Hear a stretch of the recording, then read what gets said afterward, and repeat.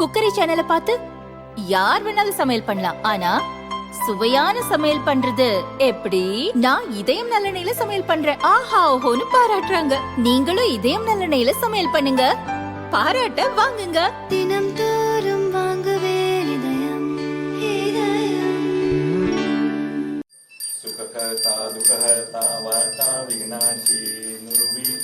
தலைமை நீதிபதி டி.ஒய். சந்திரசூட்டின் டெல்லி வீட்டில் நேற்று கணபதி பூஜை நடந்தது. பிரதமர் மோடி பங்கேற்றார். மகாராஷ்டிராவின் பாரம்பரிய உடையில் வந்த மோடியை தலைமை நீதிபதி சந்திரசூட் அவரது மனைவி கல்பனா தாஸ் வரவேற்றனர்.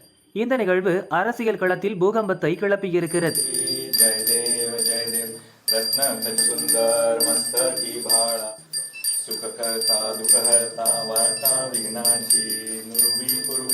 தலைமை நீதிபதி வீட்டில் நடந்த கணபதி பூஜையில் மோடி பங்கேற்றிருப்பது பல சந்தேகத்தை ஏற்படுத்தி இருக்கிறது என்று எதிர்க்கட்சிகள் குற்றம் சாட்டி வருகின்றன. குறிப்பாக உத்தவ் சிவசேனா கட்சிதான் முதலில் சந்தேகம் கிளப்பியது.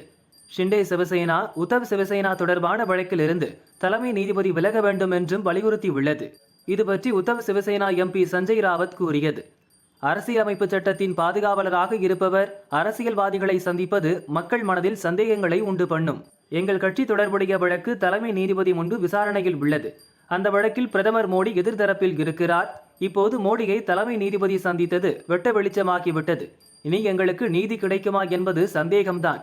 எனவே தலைமை நீதிபதி எங்கள் வழக்கிலிருந்து விலகி இருக்க வேண்டும். அவரால் எப்படி எங்களுக்கு நீதி வழங்க முடியும் என்று சஞ்சய் ராவத் கேள்வி எழுப்பினார்.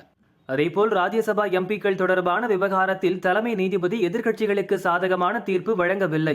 அதே நேரம் டெல்லி முதல்வர் கெஜ்ரிவால் ஜாமீன் வழக்கு, கொல்கத்தா பெண் டாக்டர் வழக்கை தாமாக முன்வந்து விசாரிக்கிறார் என்பது போலவும் சஞ்சய் ராவத் குற்றம் சாட்டினார். தலைமை நீதிபதி வீட்டுக்கு பிரதமர் மோடி வந்ததை சுப்ரீம் கோர்ட் பார் அசோசியேஷன் கண்டிக்க வேண்டும் என்று மூத்த வக்கீல் இந்திரா ஜெய்சிங் வலியுறுத்தினார். நீதித்துறைக்கும் அரசு நிர்வாகங்களுக்கு இடையிலான அதிகார பகிர்வில் தலைமை நீதிபதி சமரசம் செய்து கொண்டார் என்றும் குற்றம் சாட்டினார். இதேபோல் ஆம் ஆத்மியும் இந்த நிகழ்வுக்கு கண்டனம் தெரிவித்தது. அதே நேரம் எதிர்க்கட்சிகளின் குற்றச்சாட்டுகளுக்கு ஷிண்டே சிவசேனா, பாஜக கடும் எதிர்ப்பு தெரிவித்தன. நாகரீகம், கலாச்சாரம் கருதி மோடி சென்றதையும் நீதித்துறையின் மாண்பையும் களங்கம் கற்பிப்பது ஆபத்தானது.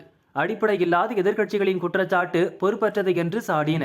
பாஜக ஐடி பிரிவு தலைவர் அமித் மால்வியா காங்கிரஸ் இதற்கு முன்பு செய்ததை சுட்டிக்காட்டி எதிர்க்கட்சிகளை வெளுத்து வாங்கினார். தலைமை நீதிபதி டி.ஒய். சந்திரசூட் வீட்டில் நடந்த கணபதி பூஜையில் மோடி கலந்து கொண்டதை தான் மொத்த காங்கிரஸ், கம்யூனிஸ்ட் கட்சியும் பேசுகின்றன. இந்த சந்திப்பு பற்றி சந்தேகம் கிளப்பும் நபர்கள் மன்மோகன் சிங் பிரதமராக இருந்தபோது நடத்திய இஃப்தார் விருந்தில் அப்போதைய தலைமை நீதிபதி பங்கேற்றதை மதச்சார்பின்மையின் அடையாளம் என்று பாராட்டினர் என்று சாடினார்.